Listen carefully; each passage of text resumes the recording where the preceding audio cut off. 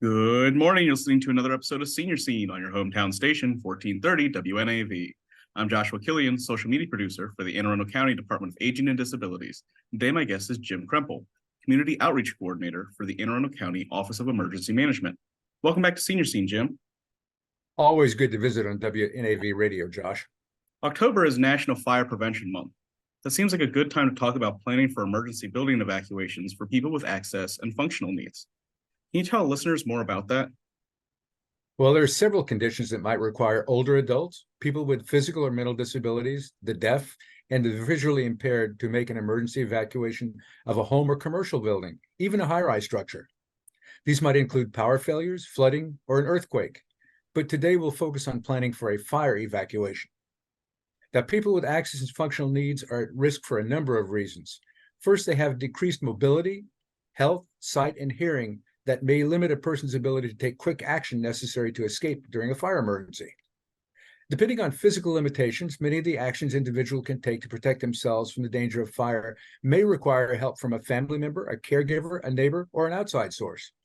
And even if your limited mobility may only be temporary, as when you're recovering from an injury or are pregnant, fire evacuation planning could be life-saving. And what is the first step in fire preparedness? Well, the first step is to be warned. Install working smoke alarms on every level of your home. Special fire safety devices are available, including smoke alarms with a vibrating pad or a flashing light for the deaf or hard of hearing. Smoke alarms currently sold in Maryland are sealed and have a 10-year battery life, but need to be tested every month. If you can't reach the test button on your smoke alarm, ask somebody to test it for you. If you live or work in a multi-unit building, make sure you can hear alarms and emergency instructions from your apartment or your workspace. And how can our listeners plan for an emergency evacuation? Well, if you have a mobility issue, it's vitally important to make and practice fire escape plans. First, identify at least 2 viable exits from every room. Remember that windows can also be exits. At home, use a bedroom on the ground floor as close to an exit as possible. Involve a family member, a trusted friend, or caregiver when practicing your fire escape plans. If you use a service animal, practice your fire escape plan with the animal. With a preparedness partner, if you use a wheelchair or walker, check all exits to make sure you can get through them. If necessary, have a ramp available for emergency exits. And then practice opening locked or barred doors, windows, and screens. Inform in advance your safety coordinator or fire warden that you have access or functional needs and may need assistance in a fire evacuation. Now, in Anne Arundel County, provide 911 operator with as much information as possible about people with mobility issues, including their specific locations in a building. That ensures first responders will be able to rescue them accordingly. If someone is trapped in a residential fire and cannot escape, they should immediately wait by a window if possible. Even hanging something out of the window will let responders to know to go to that area first. And what if an individual lives in a multi-story apartment or works in a building with several floors? Well, look for fire alarm pull boxes throughout the building. Then count the doors between your apartment or office to the stairwells at either end of the hallway. If there's smoke, remember, you may not be able to see very well. If in an unfamiliar building, take 5 minutes to get to know the different parts of the building and where the exits are. Find the nearest stairwell, and then find another in the opposite direction. Then find stairwells that are marked as areas of refuge or rescue assistance and locate the communication systems there.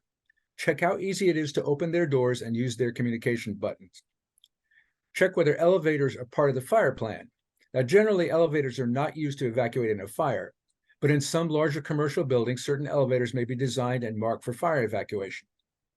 Then recruit at least 2 disability aides like neighbors or co-workers to help report, evacuate, and keep you company during emergencies. Some buildings have evacuation chairs in the stairwells. Remember, in some cases, firefighters may instruct you to remain in your apartment or office if that part of the building is not impacted by smoke or fire. Well, Jim, thank you so much for coming on the show and offering preparedness tips for emergency building evacuations, especially in the case of fire. How can our listeners learn more? Remember to be prepared for any emergency. Be informed, make a plan, build a kit, and then get involved. So for more information on emergency preparedness, please visit the Office of Emergency Management website as shown here at www.aacounty.org/OEM or call us at 410-222-0600. You may also follow us on Facebook, Instagram, X, Nextdoor, and YouTube.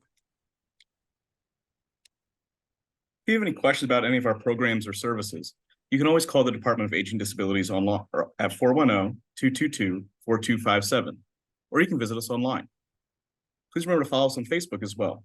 This is Joshua Killian, social media producer with the Anne Arundel County Department of Aging and Disabilities, and you're listening to Senior Scene on your hometown station, 1430 WNAV.